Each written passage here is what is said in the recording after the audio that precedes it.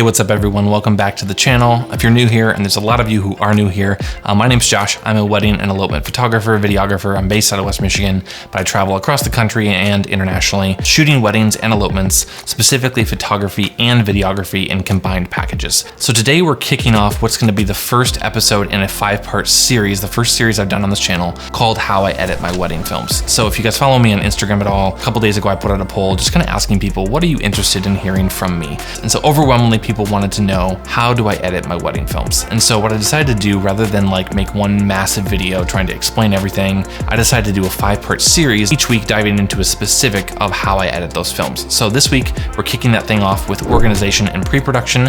And then next week, we're gonna be doing the audio storyboard, how I kind of edit my narrative, put the songs in and organize all that. The third week's gonna be all about the visual edit, getting all the visual pieces in, organizing the clips into a nice storyboard that feels cohesive. The fourth week's gonna be all about color grading and kind of visual effects, and then finalizing things with sound design, setting the atmospherics for the film, and then getting all that kind of stuff exported out of Premiere. So if you're interested in kind of following along with this whole series, feel free to subscribe, hit that little notification bell. I'll be posting one video a week for the next 5 weeks as we kind of dive into this whole series. So hopefully this is helpful. If you have any questions about any of this kind of stuff as I go, feel free to leave those in the comments. But yeah, let's go ahead and dive into things.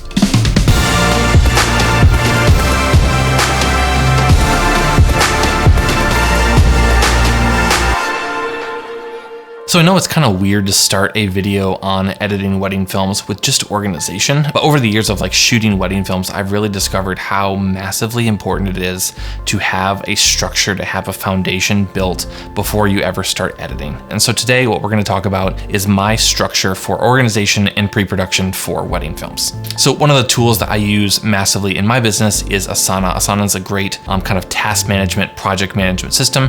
And in Asana, I have a template built for my wedding film production workflow. This kind of has tasks for everything from importing the footage to the actual visual edit, to adding songs, to creating animations, doing effects, all the way through to like building a thumbnail and exporting and sending to a client. Every time I have a new film that I have to edit, I just duplicate this template and then rename it to like the client name that I'm working with. I also have attached with this all of the times, kind of estimated times for each of these steps. So this just really helps me like organize and plan my work weeks and keep my workflow on track so that I don't just kind of get lost in the weeds of, hey, what do I actually have to do? Oh, I forgot this element. I'm gonna have to go back and kind of catch up on things. And so just keeping things organized in Asana is super helpful. I am gonna link like a PDF of this workflow down below. I tried to like find a way to export the template, but Asana just doesn't let you export templates for people. So I put it in a PDF, that way at least you can kind of see this is the workflow. And again, this is my workflow. This might not be specific to you or how long you take on things, but hopefully it's kind of a helpful resource as you think about editing wedding films. So if you look at that template, the first thing you can see is like importing and organizing all of my footage. I cannot stress how important it is to keep your footage organized and backed up redundantly. You don't want to just have one copy of all the footage for a wedding film because hard drives fail, memory cards fail, computers crash, something happens, and you don't want to be stuck having lost all of the footage for a film when you could have just backed it up to multiple places. So in my workflow, as soon as I get into home, I back all of my footage up to a massive RAID drive. So this thing holds like 80 terabytes worth of stuff, has so much storage on it, and this is where I back up all of my stuff. And then when I go to edit the wedding film, I don't want to just start editing on that RAID drive because the RAID drive is a little bit slower, doesn't usually give me the performance that I want. And so I edit all of my films on this external SSD. And so what I'll do is I'll take a copy of the footage that's on the RAID drive and drop that to the SSD, which also gives me another backup. And then I also have a program on my computer called Carbon Copy Cloner that has an automation set up. So whenever I plug this drive into the computer, it automatically backs this drive up to another drive as well. So I always have like 3 or 4 backups going so that in case one of those fails, I know I have a backup saved and I don't lose any of that footage.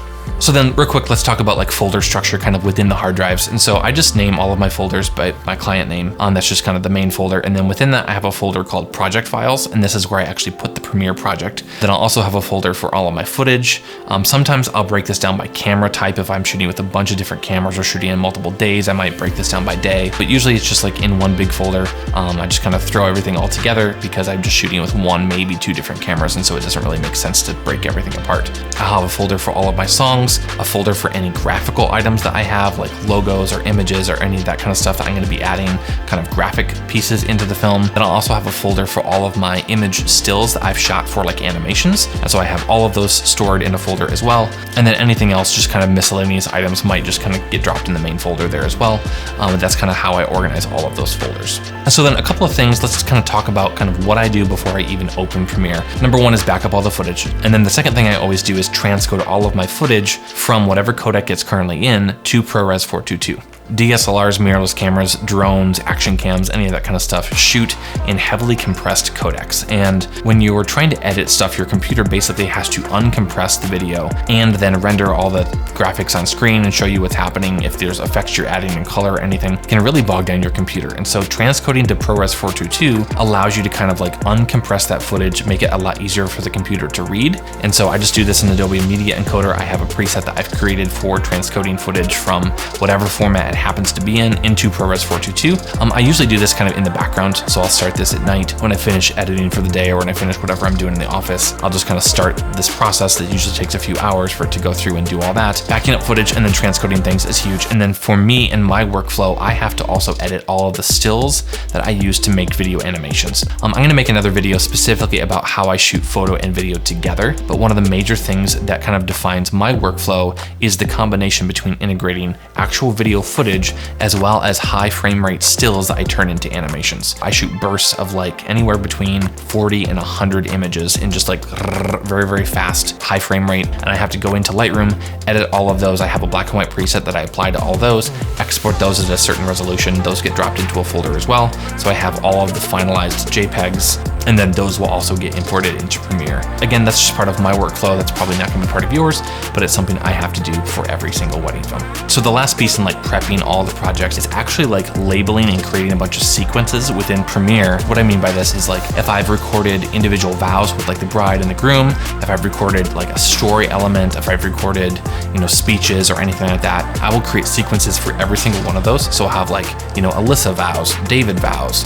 full story. I'll create sequences for every single one of those so that when it's time to like start editing the story, I already have that sequence created. When it's time to start editing vows, I already know exactly which one goes where. And then the big one is I have to go through all those images and create individual sequences of those images so that all those animations are ready for me once I actually start the edit.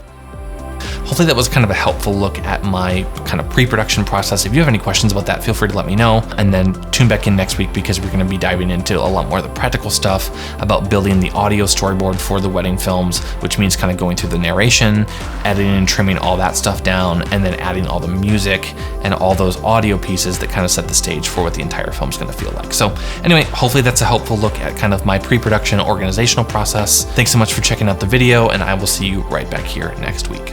Peace.